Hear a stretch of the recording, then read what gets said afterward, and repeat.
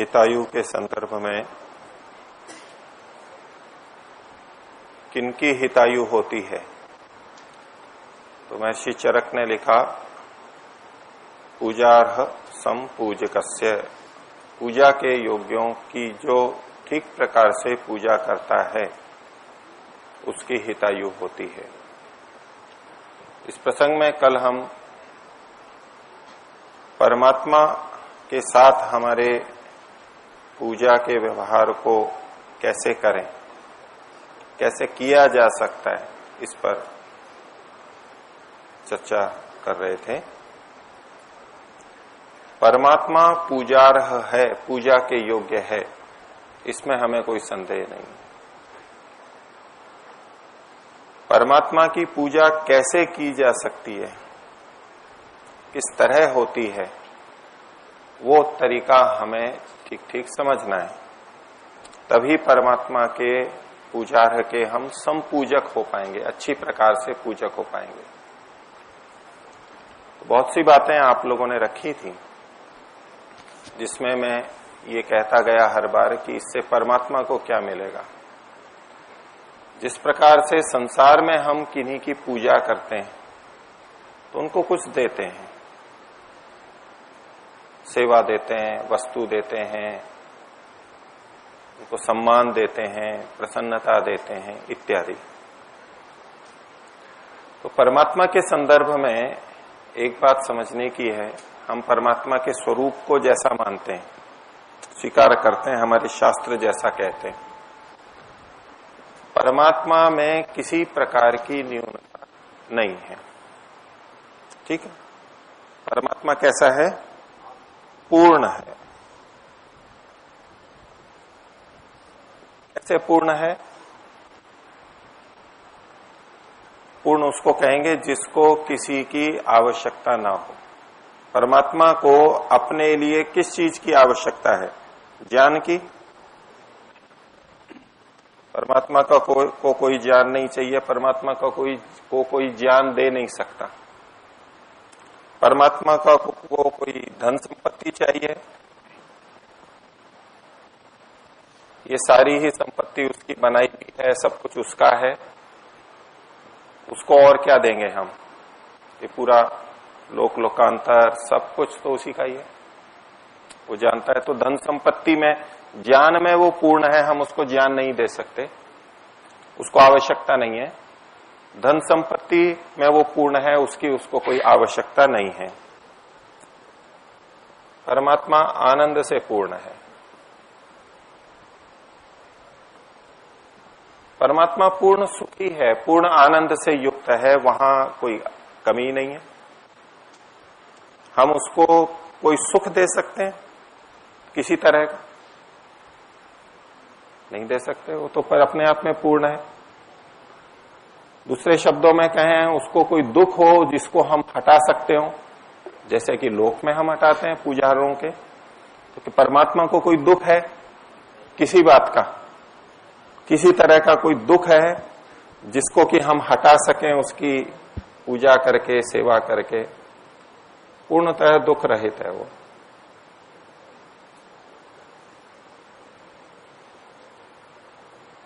तो परमात्मा के लिए करेंगे क्या हम? यदि परमात्मा के लिए हम कुछ करें और वो उसे लेता हो तो इसका मतलब है उसमें अपूर्णता है। यदि हम परमात्मा को कुछ देते हैं और परमात्मा उसको लेता भी है और उसका अपने लिए प्रयोग करता है, उसके अपने लिए, परमात्मा के लिए हमारी दी हुई चीज की कोई उपयोगिता हो, वस्तु हो, अथवा हम जो स्तुतियां करते हैं, उसकी प्रशंसा करते हैं, उसके गुणों का बखान करते हैं, गुणगान करते हैं, वो भी परमात्मा तक पहुंचता है। संसार में तो हम किसी का गुणगान करते हैं तो हम कुछ देते हैं, उनको प्रसन्नता होती है, उनको यश मिलता है, प्रशंसा करके, स्तुति करके भी हम संसार में तो किसी को कुछ देते हैं, क्योंकि वो पूर्ण सुखी नहीं है। हमारी प्रशंसा से, स्तुति से उनको अच्छा लगता है। लेकिन परमात्मा तो आनंद से परिपूर्ण है, हम कितनी भी स्तुति करें उसकी, अमूर्त रूप से, भावना से उसको परमात्मा लेके करेगा क्या? उससे क्या वो अधिक सुखी हो जाएगा कि पहले कुछ कम सुखी था और हमारी स्तुतियों से वो और अधिक सुखी आनंदित हो जाएगा? यदि हम ऐसा मानते हैं कि परमात्मा हमारी स्तुति से प्रसन्न होता है, सुखी होता है, इसका मतलब है पहले कुछ कम प्रसन्न था, कम आनंद से युक्त था, तो उसके आनंद में फिर अपूर्णता माननी पड़ेगी हमारे को।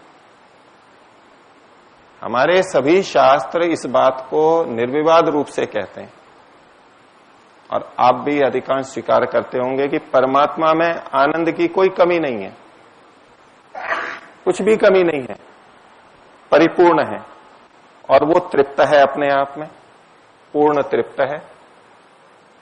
तृप्त का मतलब क्या होता है? जैसे हम भोजन से तृप्त हो जाते हैं तो अब भोजन नहीं चाहिए होता है हमको। परमात्मा सब तरह से तृप्त है, उसको किसी चीज की आवश्यकता ही नहीं है। हम दे भी देंगे तो कोई उपयोग नहीं है उसके पास, उसका अपने लिए, उसके पास अपने लिए कोई उपयोग नहीं है। तो परमात्मा के इस स्वरूप को सारे शास्त्र बोलते हैं या हम स्वीकार कर रहे हैं। ऐसी स्थिति में परमात्मा को हम क्या दे सकते हैं? परमात्मा पूजा के योग्य है, उसकी पूजा करनी चाहिए, लेकिन इन सब को करते हुए हम परमात्मा को क्या दे सकते हैं? परमात्मा के लिए क्या होगा वो? परमात्मा को उसकी क्या आवश्यकता है? कुछ भी नहीं। कोई ऐसी चीज आपको प्रतीत होती हो कि ये परमात्मा को दी जा सकती है? कुछ बातें तो मैंने लिखी हैं कि ये चीज तो परमात्मा को दी जा सकती है, परमात्मा इसका तो उपयोग कर लेगा, तो इस ढंग से हम परमात्मा की पूजा कर सकते हैं। ऐसी कोई बात आपके मन में आती हो कि तो वो बता सकते हैं? कोई हाथ खड़ा करेंगे तो जी। इनसे अतिरिक्त बताइएगा। ओम आचार्य जी प्रणाम जी। परमात्मा पूर्ण है, लेकिन सृष्टि को बनाने के पीछे परमात्मा के एक प्रयोजन है, और हम उसकी पूजा करके उसके उस प्रयोजन को सिद्ध कर देते हैं। इससे इस तरह से हम उस परमात्मा को देते हैं। बैठिए। परमात्मा स्वयं पूर्ण है, लेकिन किसी प्रयोजन से उसने इस सृष्टि को बनाया है, ठीक बात है।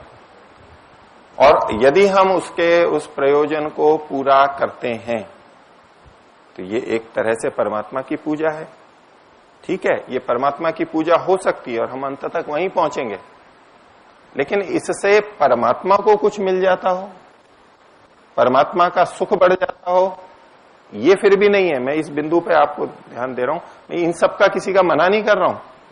ये सब परमात्मा के प्रति भाव रखना, ये जो सब चीजें पूजा के स्वरूप जो बताए गए हैं, उसका मना नहीं कर रहा हूं, लेकिन इन सब को करते हुए हमें ये ध्यान रहे कि इससे परमात्मा के लिए कुछ नहीं कर रहे हैं हम, परमात्मा की किसी पूर्ति को नहीं कर रहे हैं, कुछ कमी को पूरा नहीं कर रहे हैं। अगर पूरा कर रहे हैं ये मानते हैं तो फिर परमात्मा का ये स्वरूप नहीं हो सकता। हम परमात्मा को पूर्ण नहीं मान रहे हैं, ये मानना पड़ेगा। तो परमात्मा को तो हमें अपूर्ण मानना ही नहीं है, वो तो परिपूर्ण है। तो इसका मतलब परमात्मा को हम कुछ दे ही नहीं सकते जो उसके लिए काम में आए।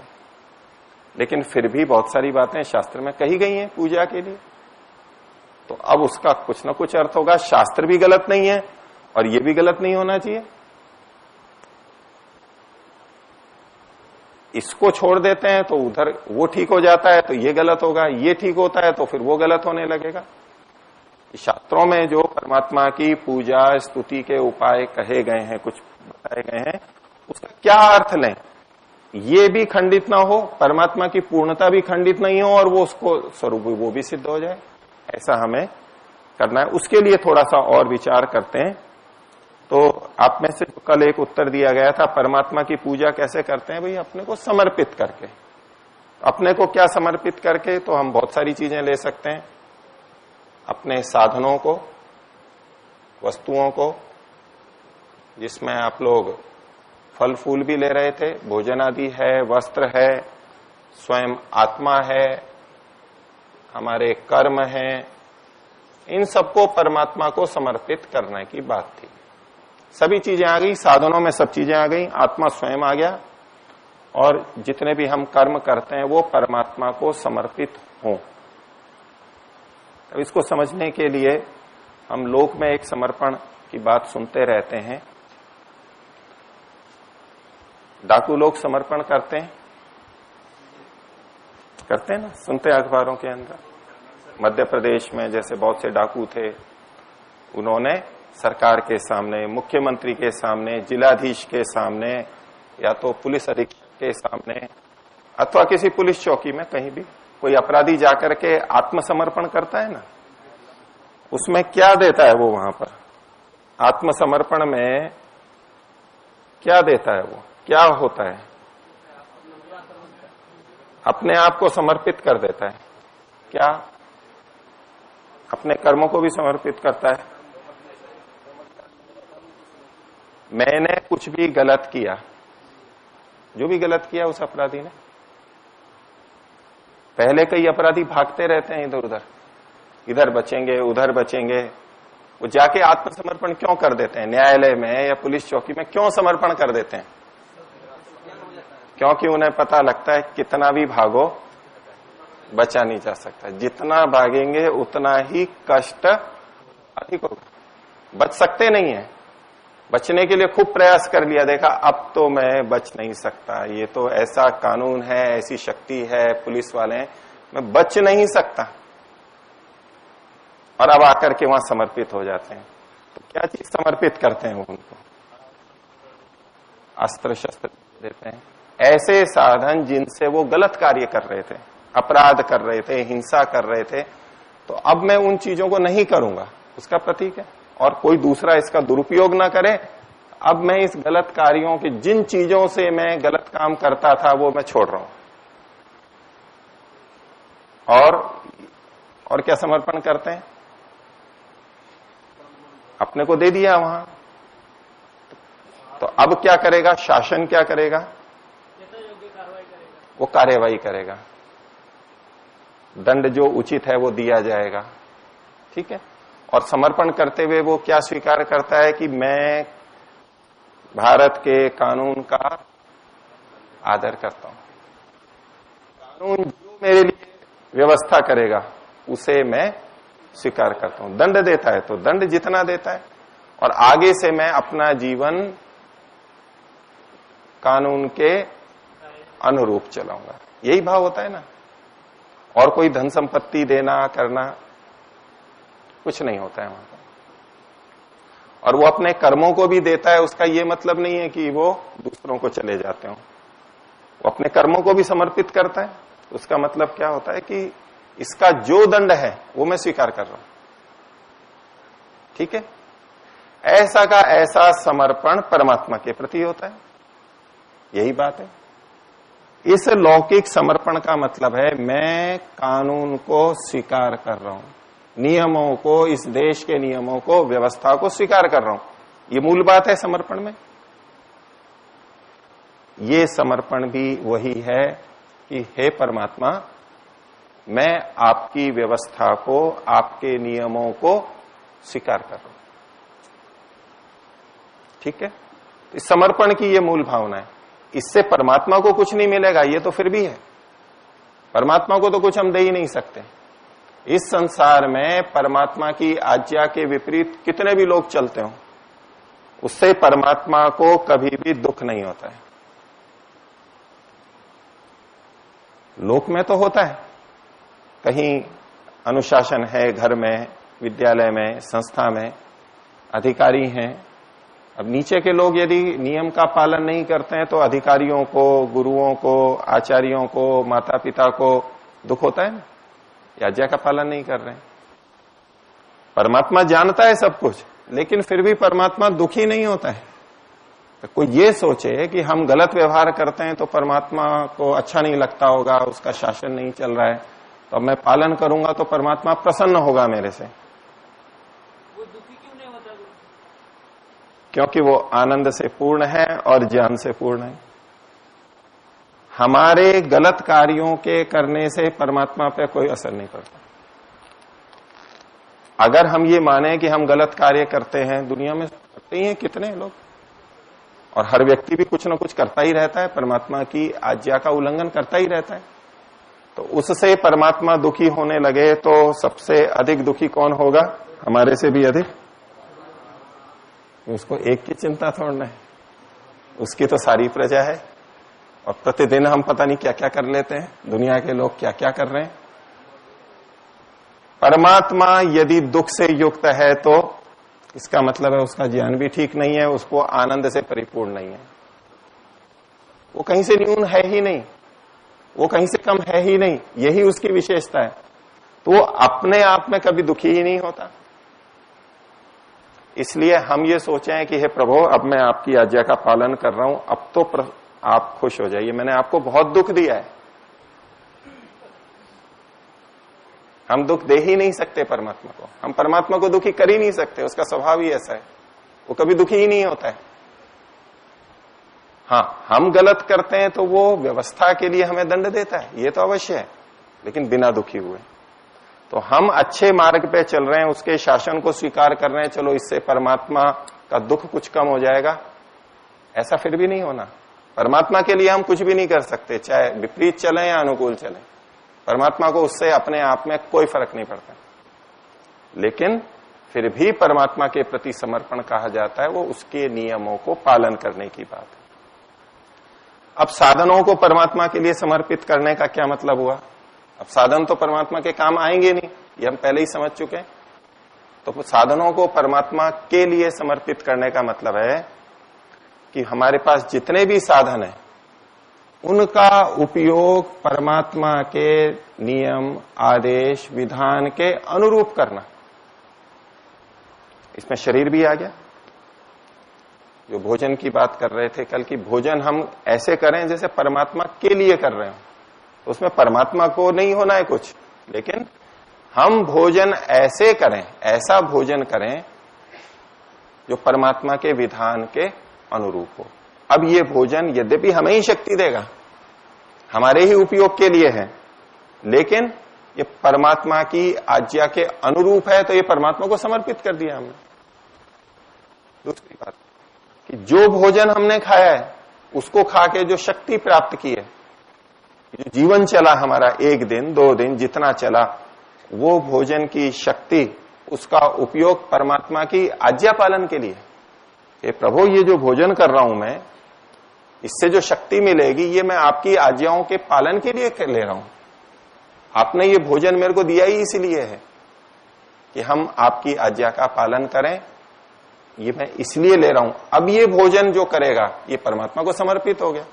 परमात्मा खाएगा नहीं कभी भी भोजन, आवश्यकता ही नहीं है उसको, शरीर ही नहीं है उसको, ऐसी शक्ति की, भोजन से मिलने वाली शक्ति की आवश्यकता नहीं है, भोजन से मिलने वाले स्वाद की आवश्यकता नहीं है। लेकिन ये भोजन, ये पत्र, पुष्प, फल, जल, जो भी कुछ है, इसका उपयोग मैं आपकी आज्ञा के पालन के लिए करूंगा, ये सोच करके जब व्यक्ति खाता है और उसका फिर वैसा ही उपयोग करता है, भोजन से जो ऊर्जा प्राप्त हुई है, दिन भर वैसे ही काम करता है, तो उसका वो भोजन परमात्मा को अर्पित होता है, ऐसा माना जाता है। अपनी आत्मा को भी परमात्मा के लिए समर्पित कर देना, वो भी ऐसा ही है कि मेरी सारी इच्छा, मेरी सारी कामना क्या होगी? आपकी आज्ञा के अनुरूप होगी। ये परमात्मा के प्रति समर्पित हो गया। आपकी आज्ञा के विपरीत मैं कुछ नहीं करूंगा, ये परमात्मा के प्रति समर्पण हो गया। इसमें परमात्मा को कुछ नहीं मिलता, लेकिन हमारा हित, सबसे अधिक हित इसी में है, इसलिए हम उसको करते हैं। हमारा सबसे अधिक इसी समर्पण में है, इसलिए हम इसको करते हैं। और वहां हमें क्या ध्यान देना होगा? समाज के जिन लोगों के प्रति हम समर्पित रहते हैं, जिनका हम आदर करते हैं, माता पिता भी उसमें आते हैं, यदि उनकी कोई बात, यदि उनका कोई निर्देश, यदि उनका कोई नियम परमात्मा की आज्ञा के विपरीत जा रहा हूं, विरुद्ध जा रहा हूं, तो किसका नियम पालन करना चाहिए? परमात्मा का। यदि हम परमात्मा के नियम की अवहेलना करके और अन्य जिनको हम पूज्य मानते हैं, बड़े मानते हैं, उनकी बात को स्वीकार कर लेते हैं, इसका मतलब है हम परमात्मा को समर्पित नहीं हुए, परमात्मा की हमने पूजा नहीं की, परमात्मा की पूजा छोड़ दी, किसी दूसरे की पूजा कर लिया हमने। और ये हमारे जीवन में बहुत अधिक होता रहता है। और इसका सीधा मतलब है अभी हम परमात्मा को समर्पित नहीं है। हम सोचते हैं कि राजा ने जो कहा है वो मुझे कर रहे हैं, अगर राजा का कहा हुआ हम नहीं मानेंगे तो ये कष्ट होगा, वो फांसी पे चढ़ा देगा, सारा धन संपत्ति छीन लेगा, नौकरी से हटा देगा, कारागार में डाल देगा, जो भी कुछ हानि हमें दिखाई देती है। तो हम क्या करते हैं फिर उस समय? परमात्मा की छोड़ देंगे। परमात्मा की बात नहीं मानी तो क्या फर्क पड़ता है? रात दिन परमात्मा की आज्ञा के विपरीत हम करते ही रहते हैं, परमात्मा की आज्ञा के विपरीत करते ही रहते हैं। परमात्मा तो ऐसे दंड देता नहीं, हमारा प्रत्यक्ष का अनुभव ये है। लेकिन वो तो तत्काल डांटेगा, तत्काल हथकड़ी लगा देगा और कुछ हानि करेगा। तो हम उसकी बात को मान लेते हैं और परमात्मा की बात को छोड़ देते हैं। ये रात दिन का हमारा है। मित्र की बात को मान लेते हैं, माता पिता की बात को मान लेते हैं और परमात्मा की बात को छोड़ देते हैं, उपेक्षित कर देते हैं। तो अगर हम ऐसा कर रहे हैं इसका मतलब है पूजार्ह की हम संपूजा नहीं कर रहे हैं, क्योंकि हमने परमात्मा की अवहेलना कर दी। अगर परमात्मा को सर्वोच्च पूज्य मानते तो उसकी बात को ही हम सबसे ऊपर रखते हैं। लेकिन लोक में हमारे यहाँ बहुत सी बातें ऐसी प्रचलन में आ जाती हैं कि मित्र की बात नहीं करनी चाहिए, मित्र ने हमारे लिए बहुत कुछ किया है, हमें भी करना चाहिए, माता पिता ने बहुत कुछ किया है, माता पिता के लिए करना चाहिए, गुरुजनों ने हमारे लिए बहुत कुछ किया है, गुरुजनों की बात की अवहेलना नहीं करनी चाहिए। ये बातें अपनी जगह कब तक ठीक हैं? जब तक ये परमात्मा की आज्ञा के विपरीत नहीं जा रही। लेकिन जब हम अति भावना में माता पिता को ही सबसे ऊंचा और भगवान ही मानने लगते हैं या भगवान से भी बड़ा मानने लगते हैं, ऐसी भी बात होती है। तो माता पिता तो सर्वज्ञ नहीं है, वो गलत विधि भी बता सकते हैं, गलत निर्देश भी कर सकते हैं और हम उसको मान लेते हैं। इसको भारतीय संस्कृति मान करके मान लेते हैं। माता पिता तो सबसे बड़े हैं, गुरु तो सबसे बड़े हैं, इनकी निंदा नहीं कर रहा हूं मैं, ये अच्छे होते हैं, इनकी माननी चाहिए। लेकिन यदि इनका कोई विधान परमात्मा की आज्ञा के विपरीत जा रहा हो, परमात्मा के निर्देशों के विपरीत जा रहा हो, तो वो मान्य नहीं होगा। यदि हम ऐसा कर रहे हैं, यदि हमें ऐसी समझ है, तो हम परमात्मा की सच्ची पूजा कर रहे हैं, नहीं तो हम पदे पदे परमात्मा का अपमान कर रहे हैं। कहां कर रहे हैं परमात्मा की पूजा? अगर ऐसी स्थिति है तो यूं भले ही हम कुछ भी कर लें, उसका कोई मतलब नहीं है। परमात्मा का नाम जप लें, परमात्मा के दिए हुए ग्रंथ को पढ़ लें और कुछ जो भी चाहे हम कुछ कर लें परमात्मा के नाम से, ईश्वर के नाम से। लेकिन ऐसी अवहेलना कर रहे हैं तो परमात्मा के नियम को हम नहीं स्वीकार कर रहे हैं, परमात्मा को पूजनीय नहीं मान रहे हैं। ये बिल्कुल ठीक अंदर से यही बात है हमारे। तो परमात्मा की पूजा जो संपूज्य है, पूजार्ह के संपूजक हम बन जाएं तो हितायु तो तभी हो सकती है, नहीं तो नहीं हो सकती। जो अंतिम हितायु है, सबसे श्रेष्ठ हित हो सकता है, वो पूजार्ह के संपूजक में होता है। और वो परमात्मा चूंकि सब चीजों में बड़ा है, इसलिए उसकी बात को हमें मानना होता है, मानना चाहिए। इसी में हमारे जीवन का हित है। और ऐसा जो व्यक्ति कर रहा है वो वास्तव परमात्मा का सच्चा पूजक है, उसी ने परमात्मा को समर्पित किया है। नहीं तो हमने माता पिता को समर्पित कर दिया और किसी को समर्पित कर दिया, अपने स्वामी को, अधिकारी को समर्पित कर दिया। वो जैसा कहेगा वैसा करूंगा, मैं नौकरी कर रहा हूं, वो मेरे को वेतन देता है, अब वो कोई गलत कार्य भी करवाता है तो मेरे को तो करना कर्तव्य है।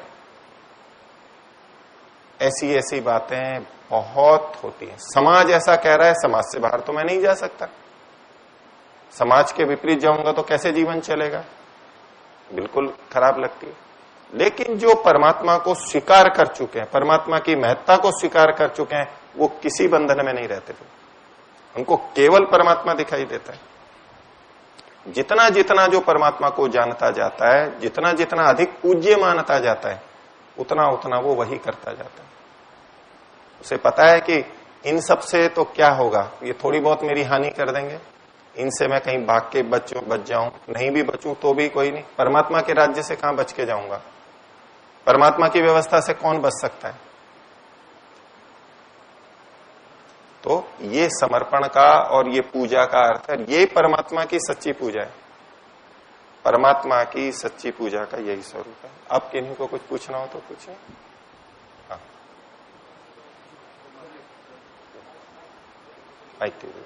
आप पूछ लीजिए तब तक, उधर माइक दे दीजिए। यदि परमात्मा को सुख भी नहीं होता, दुख भी नहीं होता, वो क्या भावना रहित है? नहीं, परमात्मा को सुख तो होता है, वो आनंद से परिपूर्ण है। नहीं, हमारे किसी कार्य से आनंद से परिपूर्ण है। और आपने कहा भावनाओं से रहित है, भावनाएं बहुत है उसमें। वो हमारा इतना हित चाहता है, इतना कृपालु है, जितना कृपालु कोई हो नहीं सकता। वो इतना सहनशील है कि उससे बड़ा कोई सहनशील नहीं हो सकता। हम इतनी त्रुटियां करते रहते हैं, फिर भी वो हमें अवसर देता है, फिर भी वो हमें पराया नहीं समझता, हमारा हित कभी नहीं छोड़ता। वो हमेशा उद्यत रहता है, कभी हमारी उपेक्षा नहीं करता, हमारे लिए इतना करता है। वो है उसके पास में, जो श्रेष्ठ भावनाएं वो है उसके पास में, ऐसा ही उसका ज्ञान है, इसीलिए वो ऐसा करता है। जी ओम जी आचार्य बोलिए। ये कह रहा था कि आपने बोला कि परमात्मा हमें आदेश देता है, लेकिन हमें तो कभी नहीं लगता कि परमात्मा हमको ये करने को बोल रहा है। जी ठीक है। अब ये तो अगला प्रश्न बिल्कुल स्वाभाविक है कि भाई परमात्मा की आज्ञा का पालन करना, उसकी इच्छा अनुसार व्यवहार करना, ये परमात्मा की पूजा है। तो परमात्मा की आज्ञा और परमात्मा की इच्छा को तो जानना पड़ेगा, उसके बिना कैसे होगा। उसके दो तरीके हैं, तीन तरीके कह लीजिए।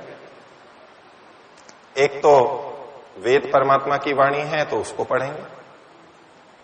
अब परमात्मा को पाने के लिए, परमात्मा की आज्ञा के पालन के लिए, परमात्मा की पूजा के लिए हम वेद पढ़ रहे हैं, तो वेद पढ़ना, शास्त्र पढ़ना भी परमात्मा की पूजा बन गया। परमात्मा की आज्ञाओं का पालन करना है, उसके लिए व्यायाम भी करना है, उसके लिए धन भी चाहिए, तो अब धन कमाना भी परमात्मा की पूजा बन गया। अब परमात्मा का और भी उपासना करना है तो मकान भी बनाना है, तो मकान बनाना भी परमात्मा की पूजा बन गया। एक ये तरीका।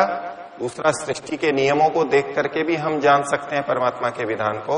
और तीसरा, हम बिल्कुल शांत होके मौन एकांत बैठ सकते हैं, अपने आग्रहों को हटा करके परमात्मा के प्रति उद्घाटित होके, तो अंदर भी हम ज्ञान प्राप्त कर सकते हैं। ये चर्चा और आगे फिर देखेंगे। 3 बार ओम का उच्चारण।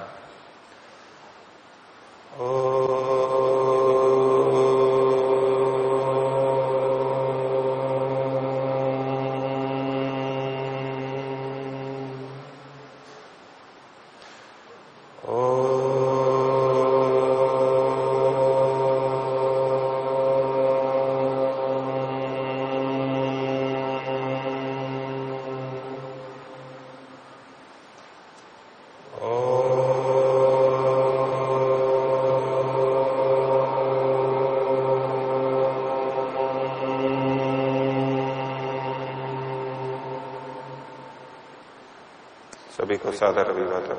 ओम।